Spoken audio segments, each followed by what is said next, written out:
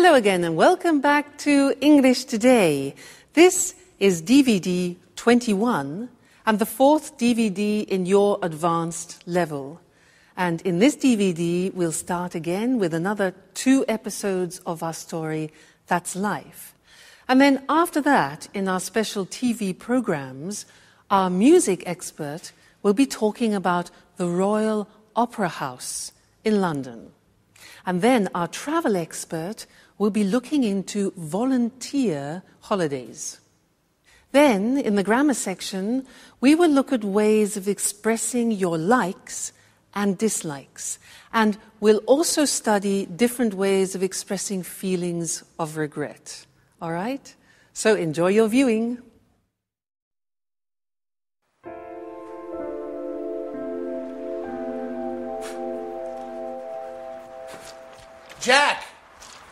Jack, I was waiting for you.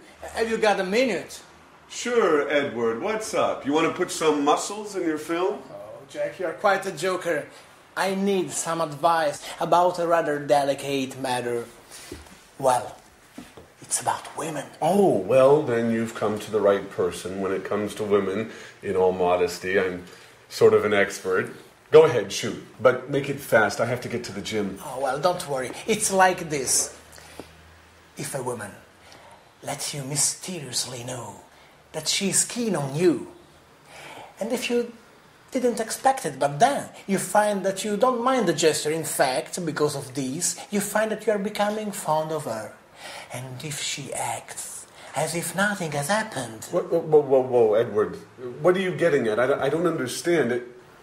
Is this a new idea for a film? Because if it is, you should think about rewriting this script. It seems very convoluted to me. Jack, stop joking. It's a serious matter. I just don't know how to behave. I can't stand this situation. Well,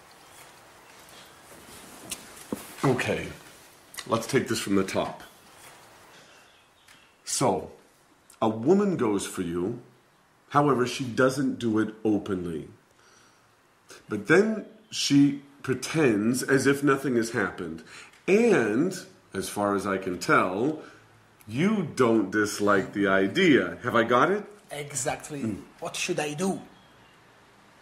Well, the fact, her behavior leads me to believe that she's fond of games. So, use that. Play the mysterious man. And then surprise her with something special. You know, like take her out to dinner, or write her a poem, or send her some red roses. Women really go for that kind of thing. Really? I got an idea. I'd really like to meet this mysterious woman. What she sees in him is beyond me.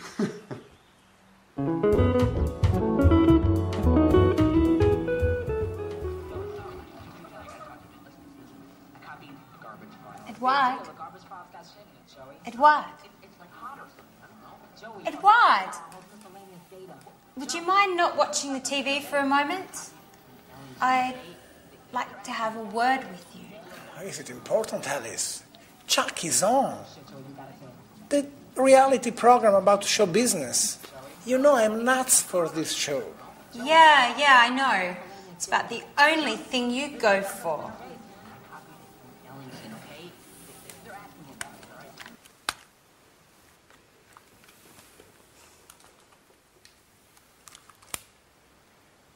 What's up, Alice? What's bothering you? Edward, I'm sorry. I didn't mean to be rude. It's just that... Has something... What? I mean... Anything particular happened recently? Oh, well, if I have to tell you the truth, yes. Great. So, what? So what? What are you getting at? Well, what did you think about it? Were you pleased by it? Oh, yes, very much, but why we are talking about such embarrassing things? think you should talk about it, Edward. Once and for all. You think you know me? I'm not good with words. Well then, get into action. I think you've already waited long enough. Well, maybe you're right. I'm a klutz, aren't I, Alice? Well, yes, but you can fix it. I'll surprise you. By the way, Alice, have you decided what are you going to wear for our date yet? Oh, our date? Are you serious, Edward? Sure. Our date with Mr. Martin, the television producer. That date? Have you forgotten? No, don't worry. I haven't forgotten about it.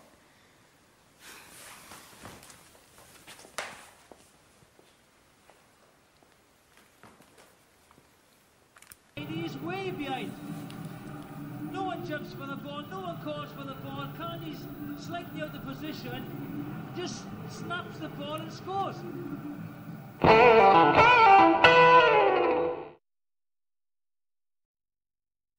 Hello again, and welcome back. Jack and Edward in that episode were talking about what they like doing and what they dislike doing. And in the English language, this is very interesting because there are different ways of describing what you like and what you dislike, different verbs, different phrases, and that's what I want to do with you now. I'm going to give you some examples in this little exercise. And if you listen carefully, you will notice how many different forms there are. It's like a little quiz. I'm going to talk to you about an animal, all right? I'm going to describe what this animal likes doing and dislikes doing, and then I want you to try and guess what the animal is, all right? So are you ready? Listen carefully. Well, these animals are keen on eating big animals. They're keen on eating big animals. They're fond of basking in the sun in the long grass. So they're fond of lying, basking in the sun in the long grass. They really love running at top speed. They love running at high speed, okay? They can't stand getting wet. Like when it rains, they can't stand getting wet. They can't bear being disturbed when they're eating. They can't bear being disturbed when they're eating. Another thing, they don't mind the presence of man, but at a distance. All right? Okay. They dislike being close to lions. Dislike being close to lions. They hate being disturbed when they are with their cubs, with their babies. Okay? Their babies, their cubs. As animals, they don't go in much for making noise. They don't go in for making noise. They're silent. They're quiet. And for them, it's all right to eat only twice every 4 days. So once every 2 days. They don't have to eat every day. So, have you guessed the animal? It's a cheetah. Now remember that in English, a cheetah is not Mr. Monkey. A cheetah in English is the fastest animal in the world. It's the cat, the wild cat with dots. That's the cheetah, and that's what I was describing. All right? Now let's look more closely at the language that I used.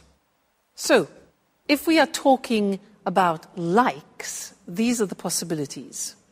You can use the verb to be keen on. Now notice that these verbs are followed by the gerund form because we have a preposition. So, I'm keen on skiing. Keen on plus gerund means I'm enthusiastic about it. I'm fond of learning English. Same meaning, okay? It means I like it very much. Keen on, fond of, plus gerund. You can have the negative too.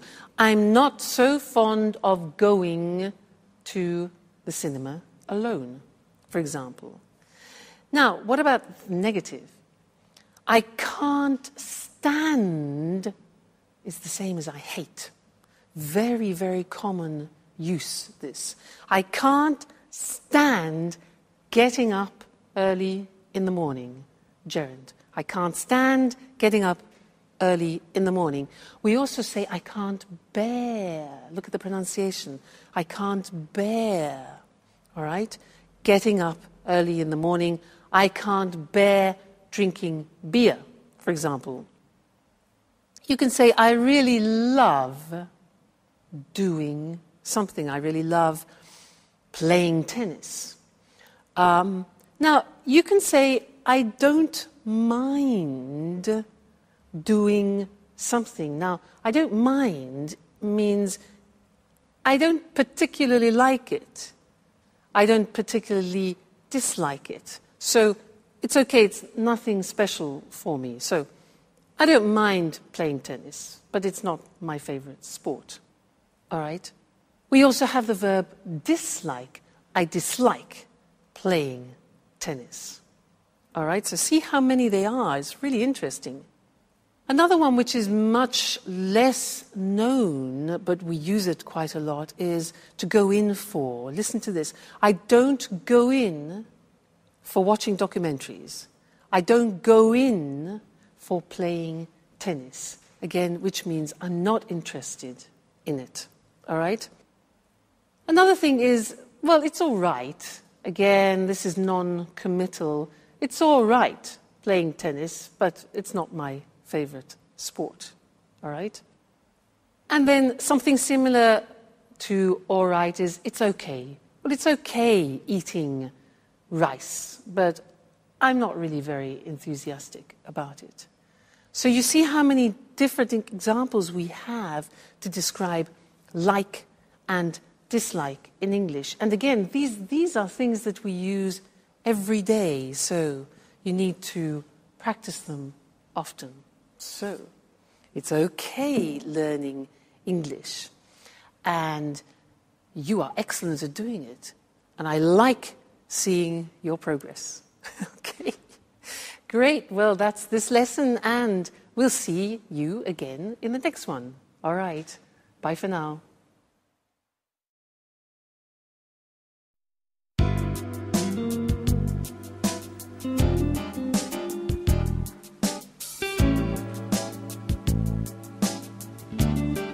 Great. This spot should work well. Maybe here would be better. And I'll put the card here, next to this. Let's give it a quick once over again.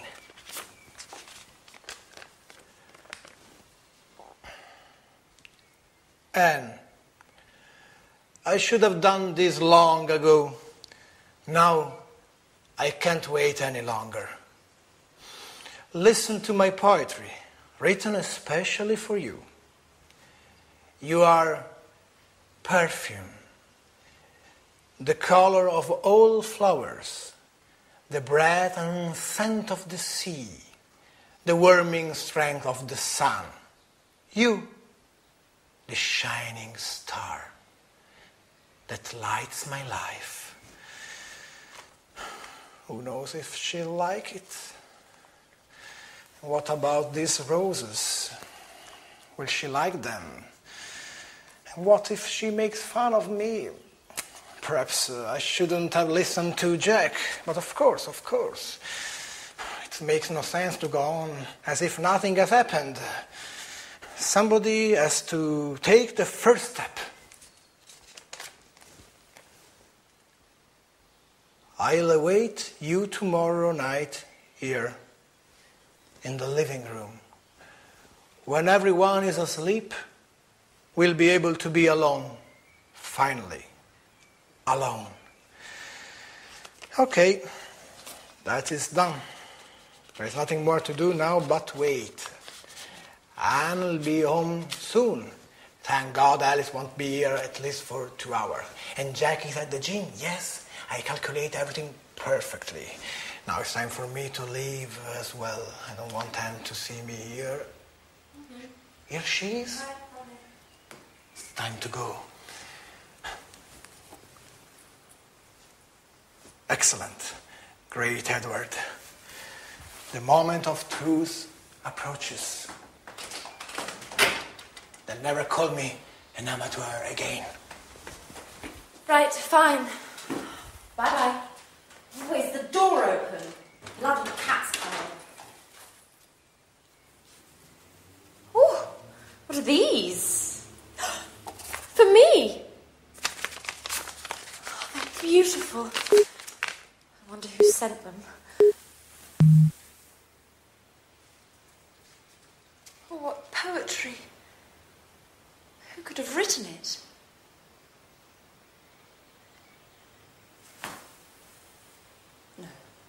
No, Anne. What are you thinking? Now, don't be silly. It can't have been Jack. Oh, my God. But then again, he's the only person I can imagine who would have written such lovely poetry and... Oh, my God. Oh, what if it were Jack? Now that Sharon is out of the picture and...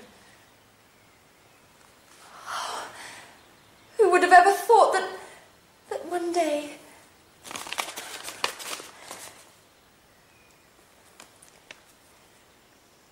Oh, Jack.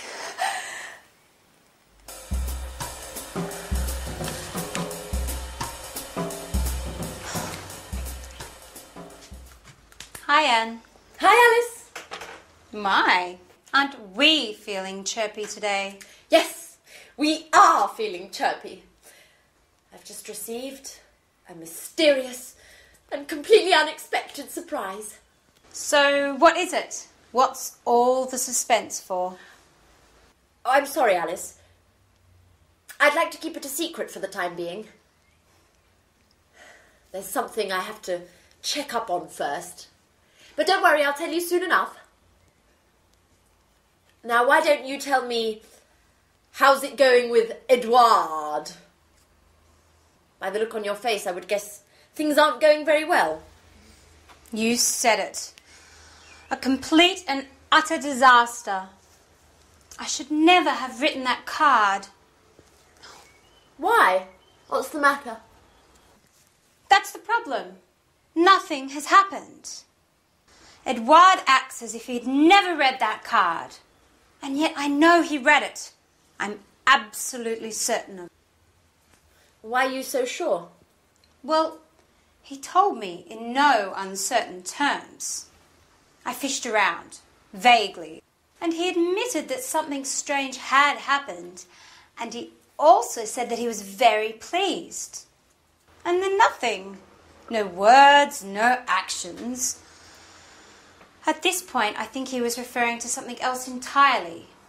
Or else, I just have to accept the fact that he isn't interested in me. Oh, don't get depressed, Alice. If you want my opinion, I think you should have told him in person. Face-to-face is always better than playing games. At any rate, you've still got time. Why don't you sit down and have an earnest word with him? No way! To be embarrassed further? Anyway, there's something fishy about this whole story. Either Edward is acting like a complete fool, or else he hasn't truly understood what I feel for him. Oh. I need some clarity. From now on, I'm going to scrutinize his every move.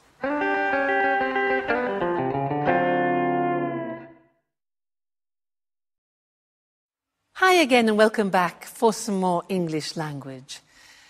Did you hear Alice talking about her regrets? Do you know that regrets, when you do something you wish you hadn't done, that's a regret? Well, there are different ways to express that in the English language. She said, I wish I hadn't written that card. I shouldn't have written that card. That's another possibility. There are, in fact, 3 possibilities in English of expressing regret. And I want to look at those with you. Because they're quite complicated, let's do it together on the screen, all right? Now, the first example is with should. Now, you know should. Should we use, for example, you should rest when you give advice. But if we put it into a past form, we use it to express regret. So the grammatical structure is should plus the infinitive have plus the past participle. So an example is, imagine, it's raining. I haven't got my umbrella, and you want to express a regret.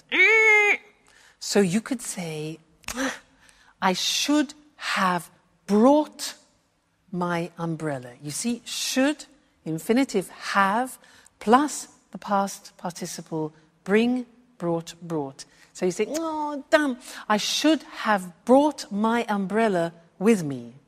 So that's one example of expressing regret using should have brought. The second example is with wish. So it's raining and you think, oh, damn, I wish. Now, the grammatical form is I wish I had brought. That is the past perfect. Had is the auxiliary of have in the past, then the past participle. So, I wish I had brought my umbrella with me. So, I should have brought. I wish I had brought.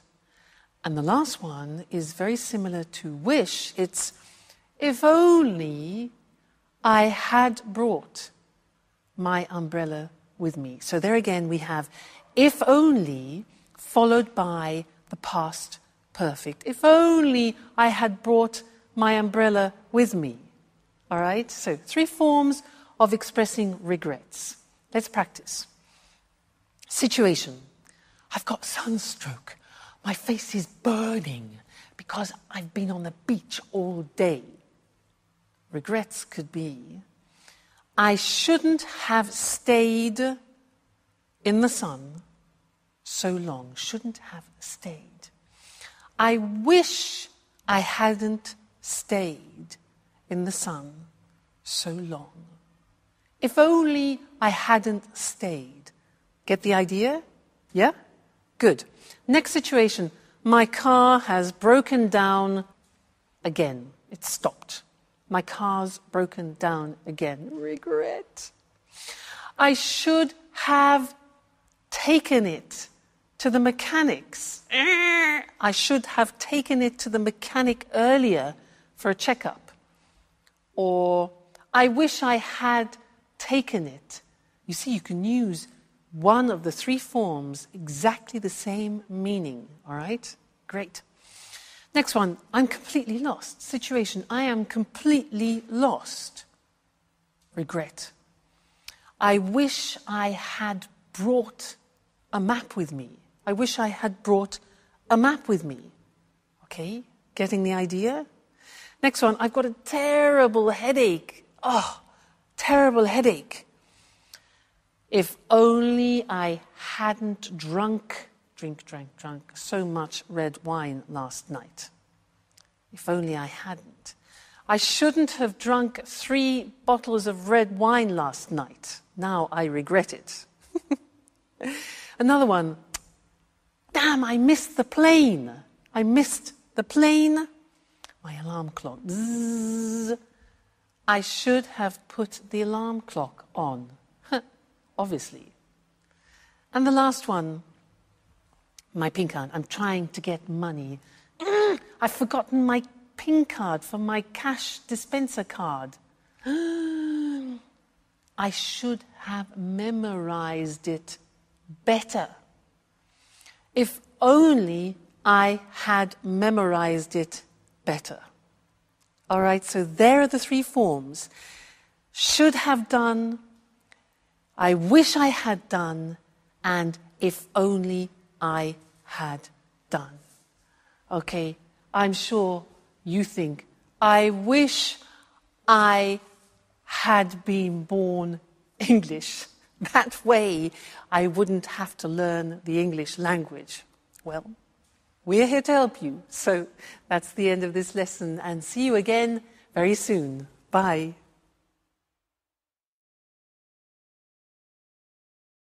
Hello and welcome to this week's edition of Music World. And of course, welcome to our music expert, Tony Moore. Hello, Lucy. And good morning to all our music fans. A great cultural icon with a very difficult recent history. A popular TV programme broadcasting these problems to a whole nation. And today, great performances to packed houses. I'm talking about the Royal Opera House at Covent Garden in London. The theatre dates back to 1732, but recently it's become more famous than ever. What exactly has been happening at the Royal Opera, Tony? Well, everything started with the restoration work that was begun in 1995. This work is now being completed, and we have the modern performance space that it is today. I can't see any trouble there. Sure. But the restoration work was partly funded by the National Lottery. What do you mean, partly funded? How much money came from the lottery? The lottery gave £58.5 million towards the work. Quite a lot of money. Remind me how the lottery works.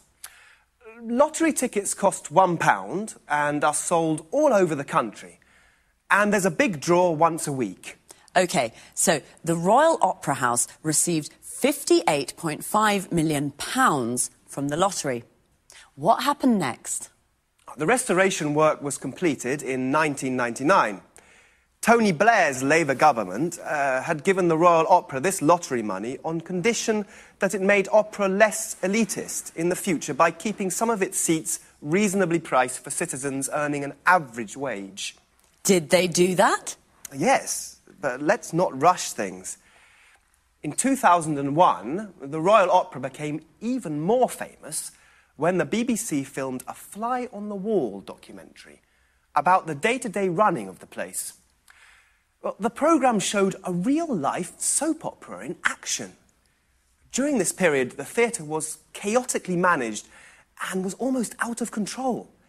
5 executive directors left in the space of 5 years. There was ongoing conflict between management and employees, and the Royal Opera suddenly found itself at the centre of a political debate about the funding of the arts in the UK. Many people asked whether opera wasn't too elitist an art form to receive funding from the government. Why? Is the running of the Royal Opera completely funded by the government?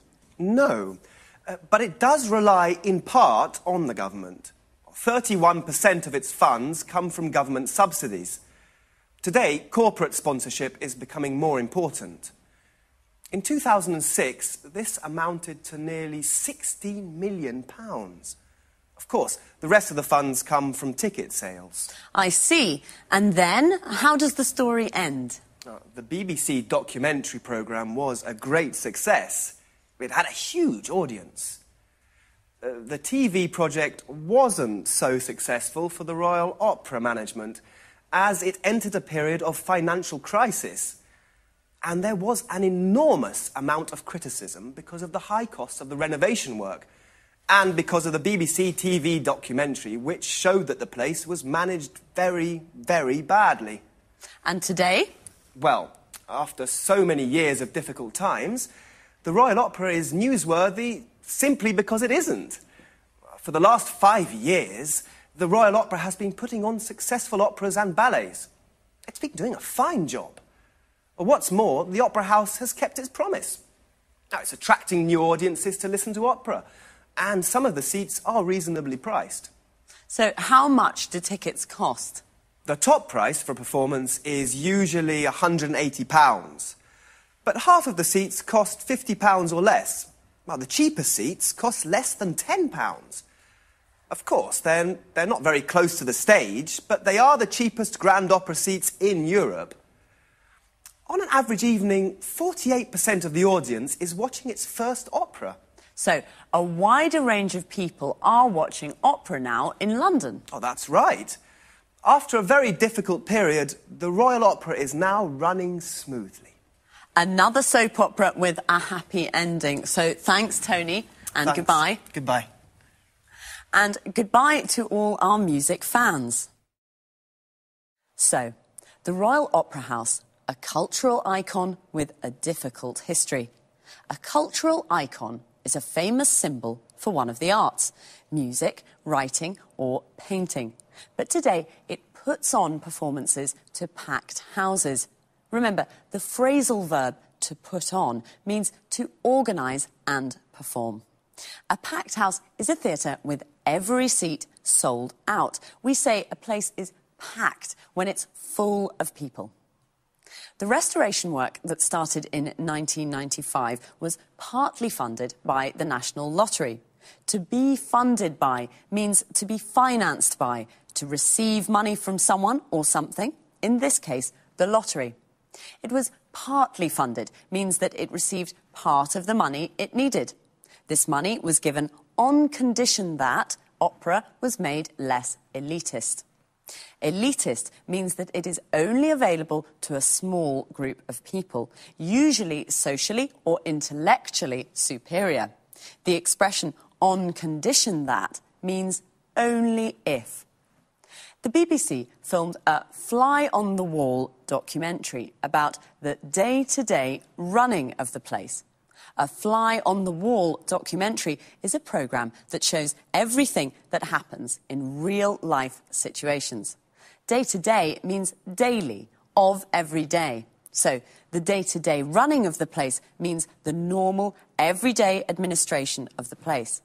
This real-life soap opera showed the theatre was almost out of control. A soap opera is a TV programme with many episodes that looks at the day-to-day lives of a group of people. Out of control means there is no control, like chaotic or disorganised. It showed the ongoing conflict between managers and employees. A conflict is a disagreement. It was ongoing, means that it continued for a long period of time. That's all we have time for today. See you again soon. Hello and welcome to this week's edition of the Travel Programme. In the studio with me once again is Christine Oteng, our travel expert. Good morning, everyone. Well, what does the word holiday conjure up in your mind? White sand beaches, beautiful blue sea and fantastic seafood? Or maybe cool mountain air and invigorating walks through alpine forests? How about this? Think helping to build a dam outside a village in Uganda. Think helping out in a rural hospital in India. Think showing visitors round a castle in England. That's right, today's travel topic is volunteer holidays, a way to travel and do good at the same time. Am I right, Christine? Right. A volunteer holiday can be a true life-changing experience. Travel, visit new places and help local people at the same time. It's a great way to really make contact with local people, their culture and the kinds of problems they face, and you can help in a small way to solve some of those problems. Certainly a holiday with a difference. What sorts of places have volunteer holidays? There are two kinds of volunteer holidays, really. A lot of these holidays take place in developing countries, in Africa, India, and sometimes in South America. Other holidays can be found in Europe and North America. So there are lots of destinations to choose from. And what sorts of things can you do? There's an enormous range of activities to choose from. In the developing world, a lot of the work is based around helping on infrastructure projects, so you may help to dig a new well or build a new footbridge or perhaps a children's playground. Or you may decide to help out in a local hospital or in an orphanage. All sorts of useful projects to improve the daily lives of local people in small ways. And what about the work in developed countries? Well, here the work is slightly different. It's usually for charitable organisations, like, for example, the National Trust, an English charity that looks after many castles and old houses. It also owns many areas of beautiful countryside. Anyway, it's possible to do lots of interesting things for the National Trust. What, for example? As you mentioned earlier, helping to show tourists round a castle in the summer, there is a beautiful 15th century castle on an island off the north-east coast of England, Lindisfarne Castle. Well, they're looking for a couple to do this job for a fortnight. OK, I'll think about that. But do you have to pay for these activities? Yes, of course you have to pay. Volunteer holidays in developing countries tend to cost more because travel costs are higher and some of your money will go to help the local community. In this way, you help poor people twice. Just one question, Christine. During volunteer holidays, do you have to work all the time? Well, usually there's a split between volunteer work and sightseeing.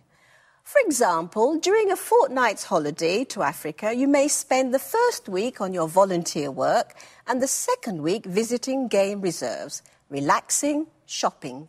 The sorts of things you normally do on holiday. Good. So, you have time for fun too. OK, everyone, the next time you're trying to decide where to go on holiday, forget the beaches, forget the mountains, and start thinking about leaving your comfort zone for Africa or the English countryside. Thanks, Christine, for that fascinating information. Goodbye. And, of course, goodbye to all travellers. Well, what does the word holiday conjure up in your mind? What does it conjure up? Means, what does it make you think of? What do you imagine when you hear the word holiday? A volunteer holiday can be a life-changing experience. A life-changing experience means it changes your life. There are two kinds of volunteer holidays, in developing countries and in developed countries. A developing country is a country with a low level of economic activity and low standards of living, like India and Africa. All these countries together are called the developing world. European countries are developed countries. There are lots of destinations to choose from. There are lots to choose from means that there is a big selection. There are lots of activities to choose from. You can help on an infrastructure project, a project that involves building or construction. You can help to build a footbridge, a bridge for people to cross on foot. You can help out in an orphanage. An orphanage is a home for children who have lost their parents. Notice how we say help to do something, help on a project, and help out in a place. You could also work for a charitable organisation in a developed country. A charitable organisation is an organisation whose aim is not to make a profit, but to help people in need. For example, you could spend a fortnight showing tourists around a castle in England. A fortnight is a period of 14 days. They're looking for a couple to do this job. A couple is two people, usually a man and a woman who are married or in a relationship together. OK, well, that's all for this week, so take care and study hard.